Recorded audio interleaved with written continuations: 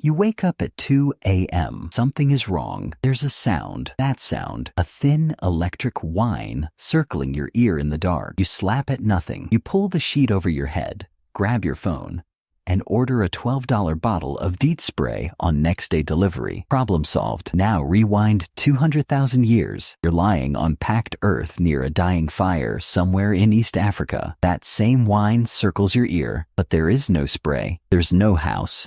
No screens, no wall. There's just you, naked, sweating, bleeding, and 300 million years of evolution designed specifically to find you in the dark. So the question is simple. For tens of thousands of years, with no chemicals, no screens, no understanding of disease, how did your ancestors survive the deadliest animal that has ever existed? And make no mistake, mosquitoes kill between 700,000 and 1 million humans every single year. Historian Timothy Wingard calculated that across all of human history, mosquito-borne illness may have killed 52 billion people, nearly half of all humans who ever lived, more than every war, every famine, every predator combined.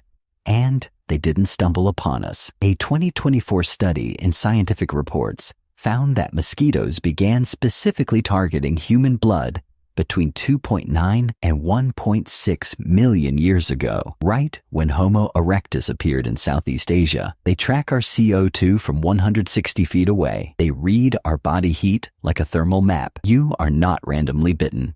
You're hunted. So what did your ancestors do? The first answer is fire, but not the way you think. Your ancestors engineered smoke as a weapon. Anthropologists call them smudge fires, low smoldering burns, producing maximum smoke with minimum flame. During the La Salle expedition to Texas in the 1680s, Henri Joutel documented indigenous groups setting entire grass fields ablaze to destroy mosquito habitat. In 1527, Alvar Núñez Cabeza de Vaca described being forced to tend smudge fires through the night, every night, because without them, survival was doubtful. Fire wasn't just for cooking. It was a medical device 1,000 generations before germ theory. But smoke has limits. You can't carry a fire while you hunt.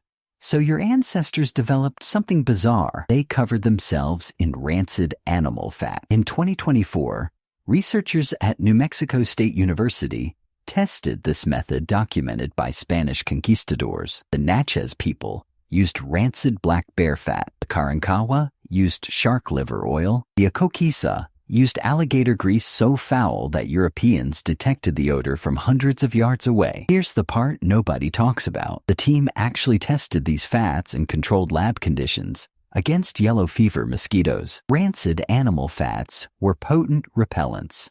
The more rancid, the more effective. Your ancestors smelled terrible, and that smell kept them alive. But here's where the story gets deeper. The pressure was so extreme, it reshaped human DNA. In sub-Saharan Africa, people carrying a single copy of the sickle cell trait were up to 90% less likely to die from severe malaria. The trade-off was brutal. 2 copies caused sickle cell disease, but evolution chose the lesser horror. The Duffy negative blood group became fixed in nearly 100% of West African populations, making their red blood cells invisible to one malaria species entirely. These aren't random genetic disorders.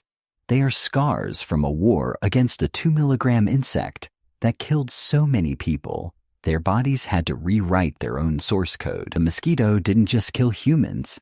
It edited us. So step back. The mosquito came at your ancestors with 4 weapons: stealth in the dark, invisible diseases, overwhelming numbers, and a targeting system honed over millions of years. They answered stealth with smoke. They answered invisible disease with invisible genetics. They answered numbers with chemistry so foul even instinct turned away. And they answered the targeting system by refusing to leave, choosing to stay in Earth's richest environments and absorbing the cost. Generation after generation, you're lying in bed tonight. The AC hums.